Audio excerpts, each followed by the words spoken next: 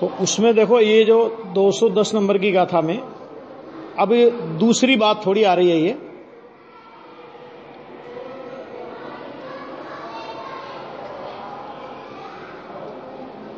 थोड़ा एक सेकेंड,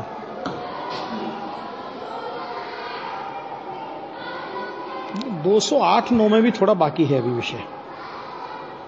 ये आ गया था निर्विकल्प सामायिक के विकल्प भेद हैं, ये हो गया था। इसके बाद देखो जरा 208-9 की टीका में भी थोड़ा विषय बाकी है। होने से श्रवण के मूल गुण ही है, यहां तक हो गया था।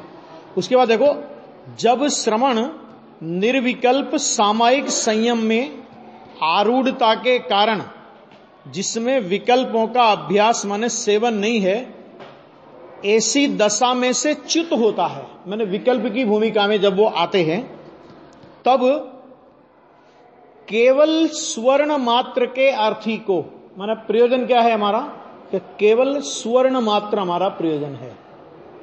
लेकिन स्वर्ण मात्र के अर्थी को कुंडल, कंकण, अंगूठी आदि को ग्रहण करना भी श्रेय है ना। शुद्ध सोना मान लो नहीं मिल रहा है तो फिर वो किस रूप में सोने को ग्रहण करता है, वो किस रूप में ग्रहण करता है, वो कुंडल, कंकण, अंगूठी वगैरह के रूप में, है ना। तो इसका मतलब क्या हुआ कि अगर निर्विकल्प अनुभूति में रहना तो श्रेयस्कर है ही, लेकिन अगर निर्विकल्प अनुभूति में नहीं रह सके तो फिर जो निर्विकल्प अनुभूति की अभिव्यक्तियां हैं, माना उस मुनिराज की भूमिका में भूमिका अनुसार होने वाली जो 28 प्रकार की अभिव्यक्तियां हैं, गुण, मूल गुण हैं, तो उनमें रहना योग्य है। हाँ, माना उस भूमिका से नीचे गिरने की बात यहां पे नहीं है। किंतु ऐसा नहीं है कि कुंडल इत्यादि का ग्रहण कभी न करके सर्वथा स्वर्ण की ही प्राप्ति करना ही श्रेय है।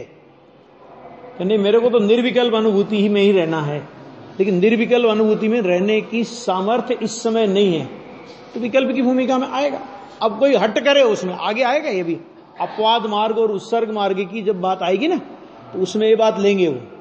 तो ना तो एकांत उत्सर्ग का हट होता है मुनिराज को, और ना एकांत अपवाद का ही हट होता है। दोनों की मैत्री को, अगर मैंने प्रयोजन है स्वरूप की साधना, स्वरूप में स्थिरता वो प्रयोजन है, उसी के लिए उनका प्रयत्न है। लेकिन अगर स्वरूप की स्थिरता में नहीं रह पावे तो 28 मूल गुण के परिणाम आ जाते हैं। तो उसमें वो कोई मतलब वो परिणाम, देखो वो राग है, वो दुख रूप है, वो तो बराबर है, वो दुख का वेदन तो होता है, लेकिन ये परिणाम क्यों आ गए, तो ऐसी उन परिणामों के आने पर ऐसी खेद खिन्नता नहीं होती। तो ठीक है, नहीं रह स्वरूप में नहीं रह पाया तो आगे, तो आगे तो उनका रक्षण करने का परिणाम भी नहीं है, और अभी के अभी ये परिणाम मिट जावे ऐसा भी कोई आग्रह नहीं है। स्वरूप की साधना को साधते हुए स्वरूप में नहीं रह पाते तो इस प्रकार के परिणाम आ जाते हैं। इसलिए आचार्य भगवान ने कहा कि ऐसा नहीं है कि कुंडल इत्यादि का ग्रहण कभी न करके सर्वथा स्वर्ण की ही प्राप्ति करना ही श्रेय है, ऐसा नहीं है। ऐसा विचार करके मूल गुणों में विकल्प रूप से, मैंने भेद रूप से अपने को स्थापित करता हुआ क्या करता है कि छेदोपस्थापक होता है। इसमें दो तरह से कि देखो, 7वें गुण स्थान की अपेक्षा से तो मूल गुण में आया वो छेद हुआ। क्या कहा, समझना जरा, कि 7वें गुण स्थान मैंने निर्विकल्प अनुभूति में से, निर्विकल्प अनुभूति में से विकल्प की भूमिका में आया, तो निर्विकल्प में से विकल्प में आना वो तो छेद हुआ, और वास्तव में वापस उस विकल्प को तोड़ करके निर्विकल्प में चला जाएगा, उसको बोलेंगे उपस्थापक, उपस्थापना। ये एक शैली। दूसरी शैली ये कि जो ये 28 मूल गुण के परिणाम आते हैं ना, तो इन 28 मूल गुण के परिणाम में आए और इन परिणामों में यदाचित मैंने कभी क्वचित कोई दोष लग जाए, क्वचित कदाचित कोई दोष लग जाए, उसको बोलते हैं छेद और वापस प्रायश्चित आदि लेकर के उस दोष का परिहार कर देवे, उसको बोलते हैं उपस्थापना, है ना। चरणान योग की शैली में जो उपस्थापना, छेद और उपस्थापना की चर्चा आती है, वो मुख्य रूप से इस एंगल से आती है। किस एंगल से? कि छठे गुण स्थान में कोई दोष लग जाए, छेद, वापस उस दोष का निराकरण कर लेना, उसका नाम उपस्थापना। और परमार्थ से क्या है कि सातवें गुणस्थान से छठे गुणस्थान में आए कि वो छेद, और छठे से वापस सातवें में गए, कि इसका नाम होता है उपस्थापना, है ना। और इस छेदोपस्थापना के जैसे दीक्षा देने वाले आचार्य होते हैं, अब अगली गाथा में क्या कह रहे हैं वो, कि जैसे दीक्षा देने वाले आचार्य होते हैं, ऐसे ही छेदोपस्थापक कि उसके भी विशेषज्ञ आचार्य होते हैं, है ना। तो वो इस तरह आचार्यों के भेद की चर्चा अगली गाथा में कर रहे हैं। अब इनके माने श्रवण के प्रवज्जादायक की भांति, माने प्रवज्जादायक का मतलब होता है दीक्षा, जिनने दीक्षा दी थी उसको बोलते हैं प्रवज्जा, प्रवज्जा का नाम होता है दीक्षा की भांति। छेदोपस्थापक वो भी कौन होता है कि पर माने दूसरा भी होता है। भी शब्द क्यों ले रहे हैं? दूसरा ही होता है ये नहीं है, दूसरा भी होता है। मैंने सातवें से छठे से सातवें गुणस्थान में चले जाओगे तो उसमें तो दूसरा क्या करेगा तुम्हारा? सातवें से छठे में आए, मैंने छेद हुआ, और छठे से वापस सातवें में गए कि ये उपस्थापना हुई, तो इस छेदोपस्थापना में तो दूसरे की कोई आवश्यकता नहीं है, बराबर है। ये तो खुद का पुरुषार्थ है, खुद ही करेगा। लेकिन क्वचित कदाचित कोई दोष लग जाए, और दोष लग जाए तो उस दोष के निराकरण की विधि बताने वाला, माने उसमें प्रायश्चित वगैरह की जो प्रक्रिया है कि वो करने वाला दूसरा भी होता है। माने प्रवज्जादायक आचार्य भी हो सकते हैं, जिन्होंने दीक्षा दी, हो सकता है वो भी प्रायश्चित दें, और दूसरे भी हो सकते हैं। कभी कभी क्या होता है, संघ बड़ा होता है, मुनिराजों का संघ है, अब 700 मुनिराजों का संघ है, 1000 मुनिराजों का संघ है।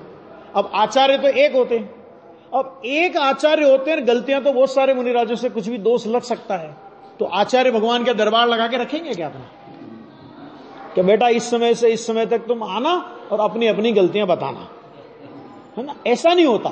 तो फिर क्या करते हैं कि वो आचार्य संघ में ये व्यवस्था होती है। समझ में आ गया कि नहीं आ गया? तो आचार्य ही उनमें से किसी को छेदोपस्थापक बना देते हैं, किसी को निर्यापकाचार्य बना देते हैं, किसी माने वो अलग अलग जिम्मेदारी संघ के मुनिराजों पर दे दी जाती है। तो इसलिए वो दूसरे भी हो सकते हैं, माने वो प्रवज्जादायक भी हो सकते हैं, दूसरे भी हो सकते हैं, और जो निर्विकल्प से सविकल्प और सविकल्प से निर्विकल्प, कि इसमें तो कोई दूसरे की विशेष आवश्यकता नहीं है। ये तो कभी परिणाम गिरते हुए हो जाएं तो कोई संबोधन का कोई प्रसंग किसी मुनिराज के लिए बने तो बन सकता है, वो अलग मुद्दा है ना। ऐसा आचार्यों के भेदों के प्रज्ञापन द्वारा उपदेश करते हैं। ना आचार्य देखो, मूलतः आचार्य एक होते हैं। अब उन आचार्यों में भी फिर जिसको जैसे बहुत से होते हैं कि बहुत से प्रायश्चित विधि के आचार्य होते हैं, किसको क्या प्रायश्चित देना, तो उनको उसकी विशेषता होती है। और कभी कभी ऐसा होता है कि एक ही तरह की गलती दो मुनिराजों से हो जाए, है ना, दो मुनिराजों से एक ही तरह की गलती हो जाए, और उन प्रायश्चित देने वाले भी वही मुनिराज हैं, और सजा अलग अलग है, प्रायश्चित अलग अलग है। क्यों? क्योंकि अकेली गलती के आधार पर प्रायश्चित नहीं होता। ये गलती क्यों हुई, ऐसा दोष क्यों लगा, उस दोष का कारण भी खोजा जाता है। क्यों हो गया? जिसमें कई बार उदाहरण देते हैं अपन लोग कि कोई मुनिराज सामायिक में चक्कर खा के गिर पड़े, और कोई मुनिराज को सामायिक में प्रमाद आ गया। अब दोनों गए महाराज के पास, तो उन्होंने कहा कि तुम्हें प्रमाद इसलिए आया कि तुम रोजाना आहार करने जाते हो, अब तुम आज से 5 दिन तक तुम आहार के लिए जाओगे ही नहीं, और उनको चक्कर क्यों आ गए? कि तुम्हें चक्कर इसलिए आ गए कि तुम 15 दिन का उपवास करके बैठे हो, शरीर की क्षमता नहीं है। कल से रेगुलर आहार के लिए आप निकलोगे 1 महीने तक कंप्लीट, कोई उपवास नहीं। देखो आहार मिलना कि नहीं मिलना वो तो अधीन नहीं है, वो तो मुनिराज के अधीन नहीं है ना, लेकिन आहार के लिए निकलोगे। अब गलती तो एक ही हुई कि सामायिक में उनको भी प्रमाद आया और उनको भी चक्कर आए, सामायिक नहीं हुई। निर्विघ्न रूप से सामायिक जो भी होती है वो नहीं हुई, मान लो। ऐसा क्यों हुआ? कि अब किस कारण से ये दोष लगा, है ना, इस कारण से भी कभी कभी प्रायश्चित विधि हो जाती है। क्योंकि ये निर्णय कौन करते हैं? कि ये निर्णय उस विधि के विशेषज्ञ आचार्य होते हैं। और देखो जैन शास्त्र में अपने यहां पर जो चरणान योग होता है ना, तो चरणान योग में प्रायश्चित विधि के शास्त्र भी होते हैं। प्रायश्चित विधि मैंने किस अपराध का या किस गलती का किस तरह का प्रायश्चित दिया जा सकता है, और वो गुरु परंपरा से ही, मतलब समझ लो उनके कोई अलग से लिपिबद्ध नहीं होते, लेकिन वो गुरु परंपरा से ही, गुरुओं के द्वारा ही वे अपने, जिनको वो प्रतिष्ठापित करते हैं उस पद पर, उस जिम्मेदारी पर, तो उस जिम्मेदारी पर प्रतिष्ठापित करते समय वो सारी बातें इशारों में, क्योंकि विचक्षण तो है ही, वो विचक्षण नहीं हो में तो उस पद के योग्य नहीं हो सकते। साधना करो, मुनि रहो फिर तो विचक्षणता तो है, तो वो सब बातें उसमें होती है। अभी 210 नंबर की गाथा में देखो, लिंग गहणे ते सिम गुरोत्तिपच्चयाय गोदी छेदे सुवर्ग शेषा निचावगा समणा जे लिंग ग्रहणे साधु पदने नारते गुरु जान छेद द्वय स्थापन करेते शेष मुनि निर्यापका। इसको भी निर्यापकाचार्य, इनको भी आचार्य बोलते हैं, निर्यापकाचार्य, है ना। ऐसा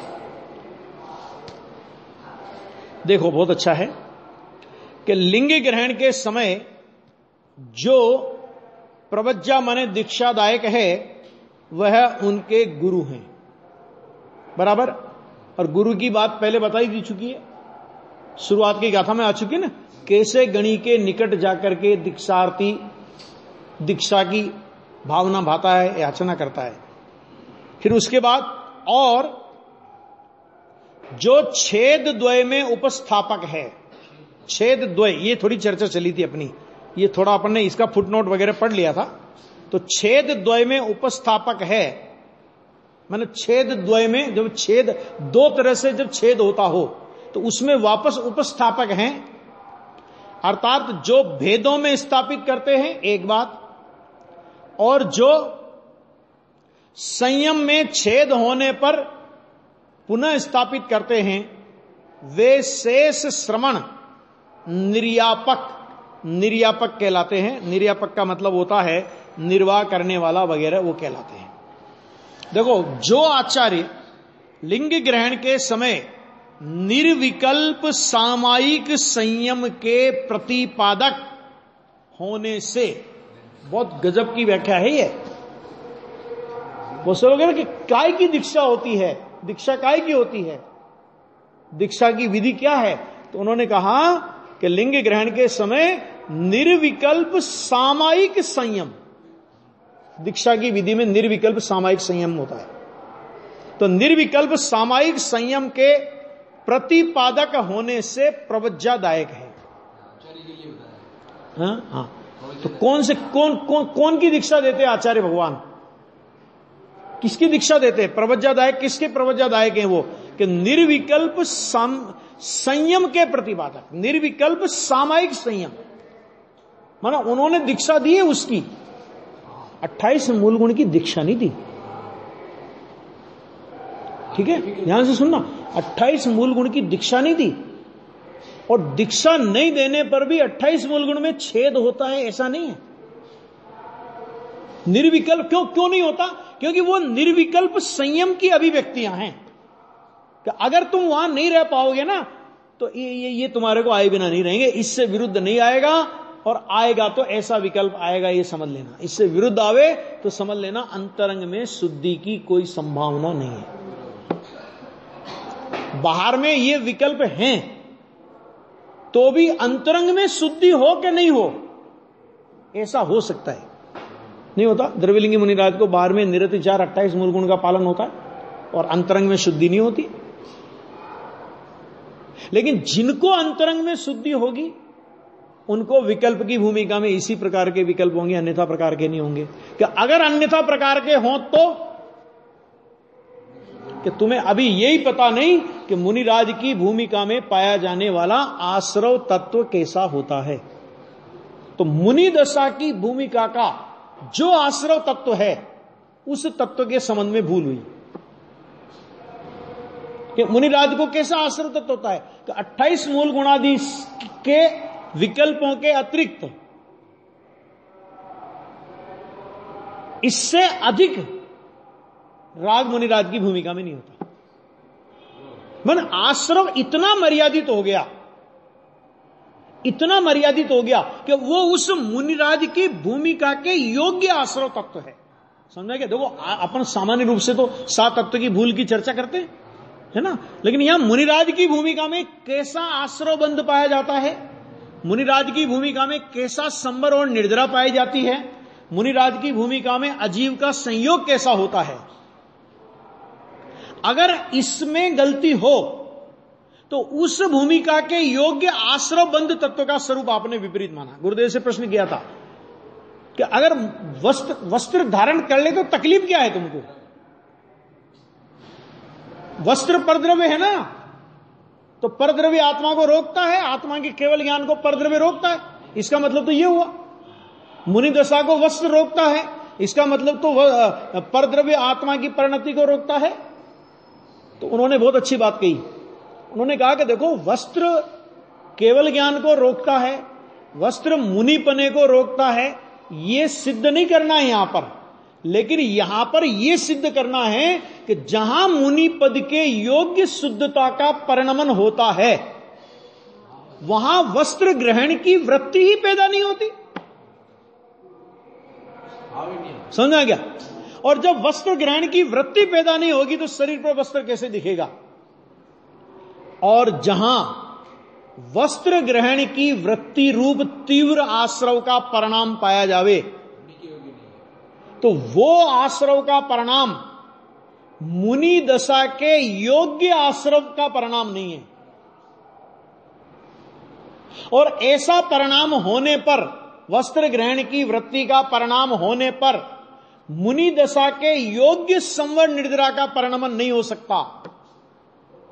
मुनिराज के संयोग में शरीर तो होगा, अजीव के रूप में शरीर होगा, लेकिन शरीर पर वस्त्र का धागा नहीं होगा। यह मुनिराज की भूमिका में अजीव तत्व का स्वरूप है। इससे विरुद्ध यदि अजीव तत्व का स्वरूप मानो तो मुनिराज की भूमिका में अजीव तत्व का संयोग कैसा होता है कि इस बात का पता नहीं है। इस तरह मुनिराज की भूमिका में प्रवर्तमान तत्वों के स्वरूप का विपरीत सद्दान होने की वजह से वो मिथ्या दर्शन की श्रेणी में चला जाता है। तत्व का अयथार्थ सद्धान हो गया ना, तत्व का अयथार्थ सद्धान। तो उस भूमिका में कैसा तत्व होगा? आश्रय होगा तो किस मर्यादा का होगा? संबंध निर्जरा होगी तो किस मर्यादा की होगी? जीव का आश्रय लिया तो किस मर्यादा का आश्रय लिया? अजीव का संयोग हुआ तो किस प्रकार का संयोग वहां पर देखा जाता है? आ गया? मैंने कल नींद पर उतार के बताया था ना परसों के दिन कि उस जाति की कर्म प्रकृतियां नहीं होती कि घंटों भर नींद आवे, और अगर आती है तो इसका मतलब उस जाति की प्रकृतियां पड़ी है, और उस जाति की प्रकृतियां पड़ी तो मुनिराज की में नहीं होती, तो नक्की हो गया। इस तरह यहां पर लेना है कि देखो 4 हाथ जमीन देखकर चलने का विकल्प। अभी जरा सुनना जरा, तो अब इस पर आप घटित करोगे, पूरा पूरा एक एक पर घटित हो जाएगा ये कि 4 हाथ जमीन देखकर चलना वो तो शरीर की क्रिया है, बराबर है, वो तो आत्मा कर नहीं सकता, नहीं कर सकता ना। शरीर 4 हाथ जमीन देख करके चले तो 4 हाथ देखकर चलने की क्रिया तो सर्वथा पुद्गल की है, आत्मा उसे नहीं कर सकता। लेकिन मुनिराज की भूमिका में शरीर रूप पुद्गल का संयोग इस प्रकार का होगा कि यदि उनका शरीर गमन करता हुआ दिखेगा तो 4 हाथ जमीन देखकर गमन करता हुआ दिखेगा, ऐसा उनकी भूमिका में अजीब का संयोग है। उनको यदि चलने का विकल्प आएगा तो 4 हाथ जमीन देखकर चलने का विकल्प आएगा, ऐसा उनकी भूमिका का आश्रव और बंध तत्व का स्वरूप है। क्योंकि उनकी परिणति प्रति समय स्वरूप की ओर गति कर रही है, तो उस भूमिका के योग्य 3 कसाय के चौकड़ी का अभाव वो मुनिराज की निश्चय ईर्या समिति है। उन मुनिराज की भूमिका में 3 कसाय चौकड़ी के अभाव पूर्वक की शुद्धि प्रकट हो, उतना उनको जीव तत्व का आश्रय है। उससे कम आश्रय होता तो 5वां गुणस्थान होता, उससे और कम आश्रय होता तो 4था गुणस्थान होता, आश्रय बिल्कुल नहीं होता तो मिथ्या दर्शन नाम का गुणस्थान होता, और आश्रय पूरा हो गया होता तो केवल ज्ञानी परमात्मा होता। आई बात समझ में कि नहीं आई? कह रहे एक एक चीज से माप सकते हैं। ख्याल में आ गया कि नहीं आ गया? तो वो यहां पे कह रहे हैं कि वे गुरु हैं और पश्चात तत्काल ही, पश्चात क्या होता है कि तत्काल माना उसी काल जो आचार्य सविकल्प छेदोपस्थापना संयम के प्रतिपादक होने से, कैसे संयम के प्रतिपादक? सविकल्प छेदोपस्थापना संयम के प्रतिपादक होने से, माना 28 मूल गुण आदि का विधान, मुनिराज की भूमिका की किस तरह की मर्यादाएं हैं, उन मर्यादाओं का विधान उसके विशेषज्ञ आचार्य हैं वे। ख्याल में आ गया? होने से छेद के प्रति उपस्थापक मन भेद में स्थापित करने वाले। तो अगर तुम निर्विकल्प आत्मा की अनुभूति में नहीं रह पाओगे तो इसी तरह के विकल्प तुम्हारी भूमिका में आएंगे, घबराना नहीं। यहां तक आ गया। वे कहलाते हैं निर्यापक। निर्यापक का मतलब समझ में आ गया कि निर्यापक का मतलब होता है कि उनका निर्वाह किया उन्होंने। निर्वाह किया मतलब उन्होंने उस दशा में टिकाए रखने की विधि बताई कि ये है भाई, निर्विकल्प में से गिर गए तो कोई बात नहीं, हमें पता है कि तुम निर्विकल्प की सामायिक की प्रतिज्ञा होने पर भी, निर्विकल्प प्रवज्जा ली होने पर भी निर्विकल्प में लंबे काल तक स्थिर नहीं रह पाओगे, ये हमें पता है। तो फिर क्या करें कि कोई बात नहीं रह पाओगे तो ये भेद आएंगे। क्यों आएंगे? क्योंकि इस निर्विकल्प दशा के, इस अभेद रूप निर्विकल्प दशा के यही भेद रूप व्यक्तियां होंगी। इससे विरुद्ध जाति के भेद इस भूमिका में नहीं आ सकते। आ गया?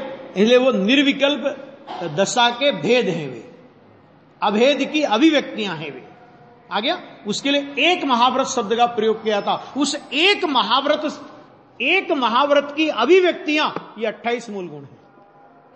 ये कह रहे हैं अभी देखो, वे निर्यापक हैं। इसी प्रकार जो आचार्य छिन्न संयम के, छिन्न संयम का देखो बहुत अच्छा लिया है। छिन्न माने छेद को प्राप्त, खंडित, टूटा हुआ, दोष प्राप्त, इस पर अपनी चर्चा चल रही थी कल। ठीक है? तो कह रहे छिन्न संयम के माने किसी का संयम छिद गया। देखो दोष लगा और दोष का प्रायश्चित लेकर के शुद्धि कर दी, वो तो ठीक है, उपस्थापना हो गई। चरणान योग के हिसाब से भी वो उपस्थापना हो गई। अब यहां पे कहते हैं कि छिन्न संयम। छिन्न संयम का मतलब क्या होता है कि जैसे कोई फल हो, पूरा का पूरा अखंड फल हो और चाकू से वो छिन्न भिन्न करते कि नहीं करते अपन, उसको छिन्न भिन्न करते, मैंने उसके टुकड़े टुकड़े टुकड़े टुकड़े टुकड़े हो गए। तो इसी तरह जिनका संयम छिन्न हो गया है, माने जो असंयम की दशा में आ गए हैं।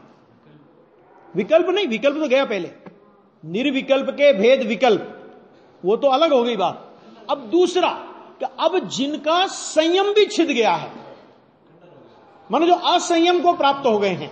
समंतभद्र आचार्य का दृष्टांत दिया था, मुनिराज विष्णु कुमार का दृष्टांत दिया था। अरे वो आता है ना, माघनंदी मुनिराज का उदाहरण आता है अपने यहां पे। माघनंदी मुनिराज कि इतने जबरदस्त तत्वज्ञानी मुनिराज की भूमिका, और जिनके ज्ञान का पूरा संग लोहा मानता था, है ना। अब ऐसा परिणाम आया, एक कुमार की लड़की से शादी हो गई और उस कुमार के यहां पर कमंडल पीछे टांग दिए और ग्रस्त बनकर के वहीं रहने लगे और घड़ा बनाने लगे। एक बार संघ में कोई शंका उपस्थित हुई, कोई प्रश्न तत्व चर्चा चल रही थी, तो कोई बात आई, तो किसी ने कहा कि यदि माघनंदी मुनिराज आज होते, आचार्य माघनंदी अगर होते, तो इस शंका का समाधान कर सकते थे। तो उन्होंने कहा कि होते तो गए कहां वो, तो उन्होंने कहा कि भाई ऐसा ऐसा हुआ। तो वो गया, कोई आए वहां पर, मुनिराज या जो भी आना था वो आए, और उन्होंने उसी कुमार के यहां वही माघनंदी जो घड़ा बना रहे थे उनसे कहा कि आचार्य माघनंदी कहां हैं, कि क्या बात है कि संघ में एक शंका पैदा हुई है और आचार्य श्री ने कहा है कि इस शंका का समाधान सिर्फ आचार्य माघनंदी के पास है और किसी के पास नहीं। एकदम वापस अंदर से वैराग्य का पावर फटा और कमंडल पीछे उठाएगा। आज भी है ना, बस इतना वैराग्य आया कि एकदम वापस जाकर के जिन दीक्षा अंगीकार कर ली। तो ये हुआ छिन्न संयम। तो छिन्न संयम को वापस जोड़ दिया, हो जाता है, ऐसा भी हो जाता है। माने कभी परिस्थितिवश और कभी चारित्रिक दोषवश, दोनों प्रकार से संयम का छेद हो सकता है। जैसे विष्णु कुमार मुनिराज ने परिस्थितिवश खुद छेद किया, समंत भद्र आचार्य ने उनके गुरु के कहने से दीक्षा का छेद किया। माघनंदी मुनिराज को ऐसा तीव्र राग का विकल्प आ गया कि उनकी दीक्षा संयम छिद गया, खत्म हो गया। तो ये होने पर भी छिन्न संयम के प्रतिसंधान की विधि, प्रतिसंधान का मतलब होता है जोड़ना। जैसे कोई डोरा टूट गया, तो डोरा टूट गया तो उसको सांधते हैं कि नहीं सांधते हैं, वापस सांध करके काम में लेते हैं ना। तो वो जो संयम की एक धारा चल रही थी, और चाहे वह परिस्थितिवश, चाहे वह किसी कारणवश, या चाहे स्वयं के चारित्रिक दोषवश, वो संयम की धारा टूट गई। तो टूट गई तो वापस प्रतिसंधान का बहुत अच्छा लिया है, पुनः जोड़ देना, दोषों को दूर करके एक सा माने दोष रहित कर देना। एक सा का मतलब क्या, कि जैसे दो डोरे हैं और दो डोरे, एक डोरे के दो टुकड़े हो गए थे, मान लो डोरा टूट, अखंड डोरा टूट गया, तो उसको इस तरह से जोड़ देना कि उसमें गांठ भी दिखाई ना दे, एक सा कर देना। ये तो डोरे का तो अपन ने उदाहरण दिया कि संयम में उसको वापस प्रतिसंधान कर देते हैं। प्रतिसंधान कर देते माने वापस उसको संयम की दीक्षा से दीक्षित कर देते हैं, उसका नाम है प्रतिसंधान। कि विधि के प्रतिपादक होने से, लेकिन ऐसे नहीं कि मर्जी पड़े जब कुछ भी कहा, ठीक है साहब अभी मेरे से नहीं निभरा, चलो मैं कपड़े पहन के घर जाता हूं, फिर 5 दिन बाद आ गया कि घर में मन नहीं लगा महाराज, वापस दे दो दीक्षा। ये जो खिलौना समझ लिया है लोगों ने कि गलती, माने देखो गलती होने पर दीक्षा का छेद हुआ और गलती स्वीकार हुई और आचार्य के पास वापस प्रायश्चित पश्चाताप पूर्वक मेरे से ये अपराध हुआ, मेरे से गलती हुई, और आचार्य भगवान उसकी योग्यता देखे, हो जाता है। क्योंकि देखो परिणाम है, चारित्र के दोष के परिणाम भी ऐसे हो सकते हैं। आता है ना, वो एक मुनिराज का आता है, राजा सैनिक जा रहे थे, भगवान के समोसण में गए तो रास्ते में एक मुनिराज मिले। तो वो मुनिराज थे, तो उनको उन्होंने उतर करके नमस्कार किया, तो उनकी मुख मुद्रा थोड़ी मलिन थी, मैं जैसे कसाय से लिप्त हूं। तो जाते ही उनसे पूछा, भगवान से, गणधर भगवान से पूछा, तो गणधर भगवान ने कहा कि भाई वो एक राजा थे और छोटी उम्र के अपने बेटे को दीक्षा देकर के और उन्होंने मुनि दीक्षा अंगीकार की, और आज वो अपने 1 महीने के उपवास के बाद अपने ही नगर में जा रहे थे। तो किसी ने उनसे कहा कि ये कैसा निर्दयी है, छोटे से बालक को दीक्षा दे दी, छोटे से बालक को राज्य सौंप करके इन्होंने दीक्षा ले ली, और उस मंत्रियों ने राज्य का अपने हिसाब से बांट छांट लिया और अपनी अपनी मस्ती सब कर रहे हैं। तो उन मुनिराज के अंतरंग में जरा सा क्षोभ का परिणाम आ गया। गणधर भगवान ने कहा कि राजन, यदि ये क्षोभ का परिणाम उनको इतने थोड़े समय और चलता रहा तो वे सप्तम नरक की आयु के बंध के योग्य हो जाएंगे। कौन से नरक के आयु के बंध के योग्य हो जाएंगे? कि सप्तम नरक की आयु के बंध के योग्य हो जाएंगे। इसलिए तुम जाओ और उन मुनिराज को संबोधन करो। ऐसा नहीं, गृहस्थ को भेजा। अभी लोग कहते हैं ना, मैं कहता जिनवाणी के आधार पे आओ। लोग कहते हैं ना, इन पंडितों से सुनेंगे हम, इन गृहस्थों से समझेंगे। अब ये गृहस्थ लोग हमको सुनाएंगे, ये समझाएंगे समय सार। अरे गणधर भगवान ने राजा सैनिक को, मुनिराज को संबोधन करने के लिए भेजा। तुम्हारी हमारी तो औकात क्या है? किसने भेजा? गणधर भगवान ने। ये गणधर तो नहीं है ना कोई, अभी गणाचार्य हो सकते हैं, गणधर तो कोई नहीं है ना। तो गणधर ने भेजा। किसको भेजा? राजा सैनिक को। वो तो पंडित भी नहीं था। राजा सैनिक को भेजा। और किनको संबोधन करने के लिए भेजा? कि बोलो भावलिंगी संत को संबोधन करने के लिए भेजा कि अगर थोड़े टाइम तक ये परिणाम उनके रह गए, मुनिपना जाता रहेगा, सातवें नरक के योग्य हो जाएंगे। और इधर राजा सैनिक जब तक आते हैं, मुनिराज का सर्व समाधान अपने से हो जाता है और उधर केवल ज्ञान के नगाड़े बज रहे हैं। आ गया। तो कभी ऐसा दोष आ जाए, खुद भी अपने आप उस दोष को पार करके खुद भी अपने आप समझ जाए, और नहीं समझे तो कदाचित कोई उपदेश देने वाला, अब हो सकता है वो आचार्य, देखो प्रवज्जाचार्य तो आचार्य ही कहलाएंगे, दीक्षाचार्य आचार्य ही कहलाएंगे, निर्यापकाचार्य आचार्य ही कहलाएंगे। लेकिन ऐसा भी हो सकता है कि गणधर जैसे भी ये आदेश करें कि जाओ और तुम उन्हें संबोधन करो। ये सब होता है। तो वे लेकिन निर्यापकाचार्य नहीं कहलाएगा वो ग्रस्त। इतना ध्यान रखना कि संबोधन करने के लिए गणधर की आज्ञा से आए होंगे, निर्यापकाचार्य तो वही है ना। ठीक है, आगे देखो। इसी प्रकार जो आचार्य छिन्न संयम में प्रतिसंधान की विधि के प्रतिपादक होने से क्या होगा कि छेद होने पर उपस्थापक, माने संयम में छेद होने पर उसमें पुनः स्थापित करने वाले हैं। भाई विष्णु कुमार को भी किसी ने दीक्षा दी होगी, समंतभद्र को भी दी होगी, माघनंदी जी को भी दी होगी, और भी ऐसे बहुत से आचार्य होते कि जो अपने पद से च्युत हो गए, मुनिराज थे, अपने पद से च्युत हो गए, है ना, और बाद में परिणाम को सुधारा और वापस दीक्षित हो गए। तो वे भी निर्यापक ही हैं। क्या हैं वे? निर्यापक ही हैं। कौन? कि जो इस तरह छिन्न संयम में पुनः प्रतिसंधान करते हैं, वे भी। इसलिए छेदोपस्थापक पर भी होते हैं। छेदोपस्थापक कौन होते हैं? तो कहते हैं छेदोपस्थापक पर भी होते हैं। ठीक है,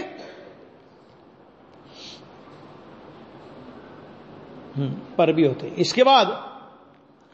इसके बाद अब छिन्न संयम के प्रतिसंधान की विधि का उपदेश करते हैं। छिन्न संयम की प्रतिसंधान की विधि क्या है? मतलब ऐसा नहीं मन मर्जी पड़ी तब मुनि दीक्षा ले ली, मन मर्जी पड़े तब वापस आगे छोड़ के चले गए, फिर वापस आ गए। ये कोई पोपाबाई का रावला नहीं है ना, कहते हैं ना, कहते हैं ऐसा नहीं। उसकी भी विधि है। किस विधि? छिन्न संयम के प्रतिसंधान की विधि का आचार्य भगवान कहते हैं कि हम उपदेश करते हैं। ये 211 और 212 नंबर की गाथा है। जरा देखो, इसको पढ़ो।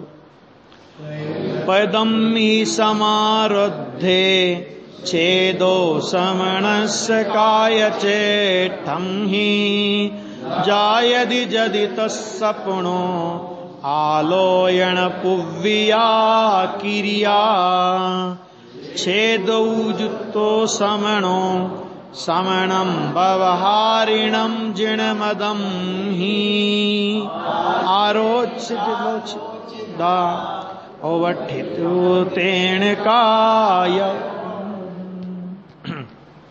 जो छेद थाय प्रयत्न सकृत कायनी चेष्टा विषे आलोचना पूर्वक क्रिया कर्तव्य छे तेसा छेदोपयुक्त मुनि श्रमण व्यवहार विज्ञकने जय निज दोष आलोचन करी श्रमणोपदिष्ट करे विधि। तो ये पढ़ करके अपने को नहीं लगता कि एक एक बात का कितना सटीक सुंदर समाधान विवेचन ग्रंथों में किया हुआ है ना? क्या किस तरह की गलती हो जाए तो क्या होना चाहिए। अभी देखना यहां पे कि यदि श्रवण के प्रयत्न पूर्वक, देखो प्रयत्न पूर्वक का अर्थ बहुत जोरदार लिखा है, देखना प्रयत्न पूर्वक का मतलब क्या है कि मुनि के मुनियोचित शुद्धोपयोग वह अंतरंग अथवा निश्चय प्रयत्न है। निश्चय प्रयत्न क्या है कि मुनिराज के योग्य उनकी शुद्धता, वो क्या है कि वो निश्चय प्रयत्न है। और उस शुद्धोपयोग दशा में प्रवर्तमान, क्या कहा, और उस शुद्धोपयोग दशा में प्रवर्तमान, फिर क्या होता है, हठ रहित देह चेष्टादि संबंधी शुभोपयोग, कि जो खींच के नहीं करना पड़ता उनको, सहज होता है। हठ रहित का मतलब क्या होता है कि सहज होता है। जैसे गुड़ पड़ा हो तो मक्खियां सहज आती है कि बुलाना पड़ता है, आमंत्रण दे दे के बुलाना पड़ता है, आमंत्रण दे के मक्खियां आओ कितना बढ़िया गुड़ लगाए यहां पे देखो, है ना। तो शुद्धोपयोग का गुड़ हो ना तो ये शुभोपयोग की मक्खियां तो भिनभिनाएगी वहां पर, उसमें कोई दिक्कत नहीं। वो हट रहित देह चेष्टा संबंधी शुभोपयोग वह बहिरंग अथवा व्यवहार प्रयत्न है। व्यवहार प्रयत्न कब कहलाएगा, वो क्या कब कहलाएगा व्यवहार प्रयत्न, कि जब शुद्धोपयोग रूप निश्चय प्रयत्न है तो उस भूमिका में हट रहित, मुझे इतना तो करना ही पड़ेगा, ये पड़ेगा वाली भाषा नहीं होती है। राग आप पड़ता है, देखो ध्यान से सुनना, अज्ञानी कहता इतना तो करना पड़ेगा और ज्ञानी कहता है क्या करें, चाहते तो नहीं फिर भी ये राग आप पड़ता है। ज्ञानी को आप पड़ता है और अज्ञानी को करना पड़ता है, इतना अंतर है। क्या कहा, क्या कहा, ज्ञानी को आप पड़ता है, ऐसा राग उस भूमिका में आप पड़ता है। मैं नहीं कह रहा हूं, मंगलाचरण की गाथाओं में लिखा है, शुरुआत की जो 5 गाथाएं हैं ना मंगलाचरण की, उन मंगलाचरण की 5 गाथाओं में ये बात लिखी है कि उस भूमिका में गुणस्थान आरोहण के क्रम में ऐसा राग कसाय कण विद्यमान होने से आप पढ़ने पर भी, ये आप पढ़ना शब्द लिखा है। तो ज्ञानी को तो उस भूमिका में वो राग आप पड़ता है, और अज्ञानी क्या कहता है कि नहीं करना पड़ता है। करना, जिसको करना पड़ता है वो अज्ञानी, और जिसके आप पड़ता है वो ज्ञानी। आगे समझ में हाँ, तो वो क्या लिखा कि वो हट रहित देह चेष्टादि संबंधी शुभोपयोग वह बहिरंग अथवा व्यवहार प्रयत्न है। अब ध्यान से सुनना, आगे देखो फुटनोट में लिएगा, जहां शुद्धोपयोग दशा नहीं होती, क्या कहा, जहां शुद्धोपयोग दशा नहीं होती वहां शुभोपयोग हठ सहित होता है। अज्ञानी के भूमिका अनुसार होता है, ये लागू नहीं पड़ता। क्यों नहीं पड़ता, क्योंकि अज्ञानी की कोई भूमिका नहीं है, गड्ढे में पड़ा हुआ है। जो भूमि में खड़ा हो उसकी भूमिका होती है। भूमि कौन सी है कि त्रिकाली गायक की भूमि पर खड़ा हो, सम्यक दर्शन ज्ञान चारित्र की रत्नत्रय भूमि पर खड़ा हो, उसकी भूमिका है। जो कुएं में गिरा हुआ हो उसकी काय की भूमिका है? वो तो डूब रहा है। भूमिका किसकी? अरे हमारे तो भूमिका अनुसार हो जाए। भूमिका कौन सी, जरा बताना जरा। हाँ? भूमिका है? ये तो भूमिका नहीं है तो फिर भूमिका अनुसार कैसे हुआ, है ना? इसलिए अज्ञानी के जो शुभोपयोग होता है, माने द्रव्यलिंगी मुनिराज भले ही उस शुभोपयोग से 9वें ग्रेवक चले जाएं तो भी वो शुभोपयोग हट सहित है। क्यों हट सहित क्यों है? क्योंकि शुद्धोपयोग नहीं है। शुद्धोपयोग हो तो वो शुभोपयोग सहज है, आए बिना रहता नहीं। ज्ञानी को आए बिना रहता नहीं और अज्ञानी किए बिना रहता नहीं। तो जिसको राग करने का अभिप्राय है वो मिथ्यात्व का पोषण करता है, वो मिथ्यात्व है। और जहां राग करने का अभिप्राय नहीं होने पर भी राग का अस्तित्व है, वो इस बात को बताता है कि ये चाहता नहीं है, लेकिन फिर भी अभी इसकी इतनी ताकत नहीं है, अभी इसका बल इतना प्रस्फुटित नहीं हुआ है, इसका आत्म बल इतना तीव्र नहीं हुआ है कि इसी समय राग को मिटा दे। समझ में आ गया? तो बल के अभाव में, माने कमजोरी में राग आना वो दोष होता है, अपराध नहीं। और राग का कर्तापने का अभिप्राय वो दोष नहीं है, अपराध है। बराबर? तो अज्ञानी के शुभोपयोग नहीं होता तो वहां क्या होता है कि शुभोपयोग हठ सहित होता है, और वह शुभोपयोग व्यवहार प्रयत्न को भी प्राप्त नहीं होता। उसको व्यवहार प्रयत्न भी नहीं कहते। क्यों नहीं कहते? निश्चय होवे तो व्यवहार प्रयत्न कहे ना। निश्चय नहीं है तो व्यवहार प्रयत्न कहां से आया? भाई देखो, एक बात बताओ कि दूल्हा होवे तो ये सारी जो 100-200 आदमी लेकर के चलते हैं अपन लोग, तो उसको क्या बोलते हैं? बारात, है ना? और उन सारे बारातियों की भी खूब खातिर होती है, मालाएं डाली जाती है ना? इत्र वगैरह जो भी लगाते ही नहीं लगाते लोग, सब स्वागत करते कि नहीं करते? वो स्वागत किसके बल पर हो रहा है? उनका दूल्हे के बल पर। तो कह रहे कैसी बातें कर रहे हो, वो तो अकेला है, हम तो इतने लोग हैं। कि बेटा वो अकेला है इसलिए तुम्हारी कीमत हो रही है। और कोई कहे कि दूल्हा थोड़ा लेट लतीफ हो, है ना, और दूल्हे का बाप हो ना वो गर्म हो थोड़ा, कहे ठीक है तू बैठा रहे यहां पे, हम तो चले बारात लेके। और भाई साहब दूल्हे को घर पे रख जाए और बारात लेके पहुंच जाए उस लड़की वाले के यहाँ पे। वो कहे भाई साहब क्या हुआ? कि नहीं दूल्हा तो बाद में दिखी जाएगी, अभी तो हम लोग आ गए हैं। कि आप भी जाओ, आपका को आए हो, आपको किसने बुलाया यहाँ पे? क्या मतलब? हम बारात? अरे बारात तो तब है कि जब दूल्हा हो, और दूल्हा नहीं होवे तो, कि दूल्हा नहीं होवे तो आदमियों की भीड़ है। समझ में आ गया? ये दूल्हा है तो तुम्हारी खातिर हो रही है, बारातियों की खातिर, तब कहलाती है। इसी तरह शुद्धोपयोग हो तो ये सारे बाराती हैं, 28 मूलगुण वगैरह ये सब बाराती हैं। और शुद्धोपयोग ना हो तो ये सब भीड़ भड़क का है, इसकी कोई कीमत नहीं है। हां कीमत है, काय की कीमत है? संसार में भटकने की कीमत है। मोक्ष के लिए, मोक्ष के मार्ग के लिए कोई कीमत नहीं है। बराबर? वो यहां पे कह रहे हैं कि वह शुभोपयोग व्यवहार प्रयत्न को भी प्राप्त नहीं होता। बराबर ना? तो देखो यहां आया कि ये अनुवाद पढ़ते खाली, यदि श्रवण को प्रयत्न पूर्वक का मतलब समझ में आ गया ना, की जाने वाली काय चेष्टा में, मतलब क्या है? उसको शुद्धोपयोग है, उसको जीवों को नहीं मारने का, मतलब बचाने का परिणाम शुभोपयोग है, सहज हट रहित, और उसकी काय चेष्टा में छेद होता है, माने कोई दोष लग जाता है तो उसे तो आलोचना पूर्वक क्रिया करना चाहिए। आलोचना पूर्वक मतलब क्या? कि सूक्ष्मता से देख लेना, सूक्ष्मता से विचार कर लेना, ठीक से ध्यान में ले लेना कि भाई ये गलती हो गई, आज आगे से ये गलती नहीं करेंगे। खुद ऐसा विचार कर लेगा, वहां धुल गया उसका। आ गया?